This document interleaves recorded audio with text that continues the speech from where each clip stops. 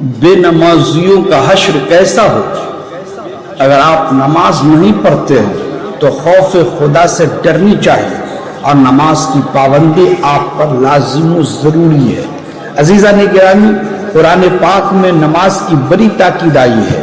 ارشاد باری تعالیٰ ہے فخلف من بعدہم خلف، تو ان کے بعد ان کی جگہ وہ ناخلف آئے جنہوں نے اپنی نمازیں گنوائیں، ضائع کی اور اپنی خواہشوں کے پیچھے ہوئے، تو عنقریب وہ دوزخ میں گئی جنگل میں ہوں گے۔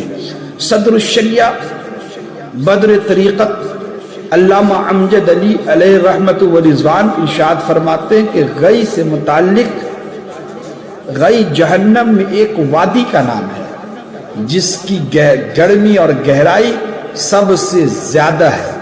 اس میں ایک کنواں ہے جس کا نام ہے حبحب۔ جب جہنم کی آگ بجھنے پر آتی ہے تو اللہ رب العالمین اس کنویں کو کھول دیتا ہے، جس سے وہ آگ بدستور پہلے کی طرف بھڑکنے لگتی ہے۔ یہ کنواں بے نمازیوں، زانیوں، شرابیوں، سود خوروں اور ماں باپ کو ایذا دینے والوں کے لیے ہے۔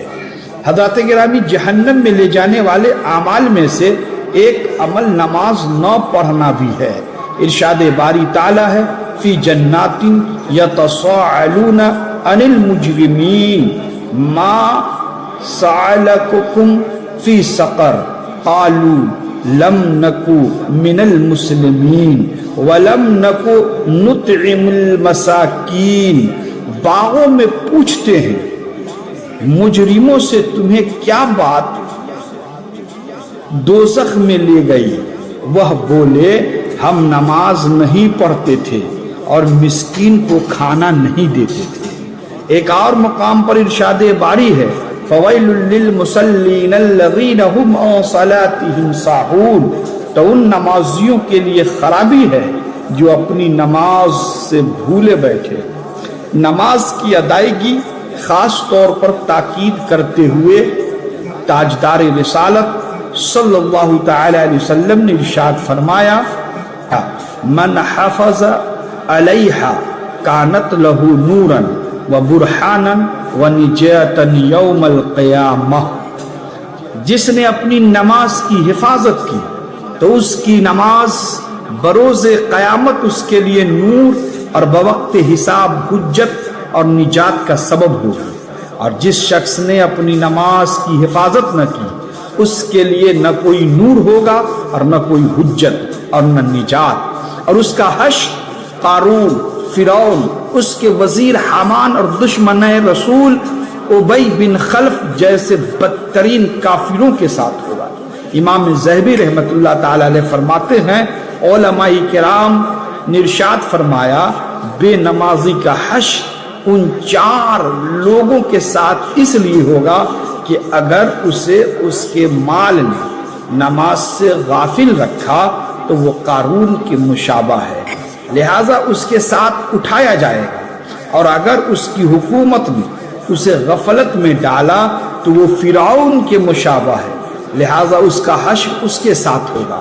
یا پھر اس کی غفلت کا سبب اس کی وزارت ہوگی تو وہ حامان کے مشابہ ہوا، لہذا اس کے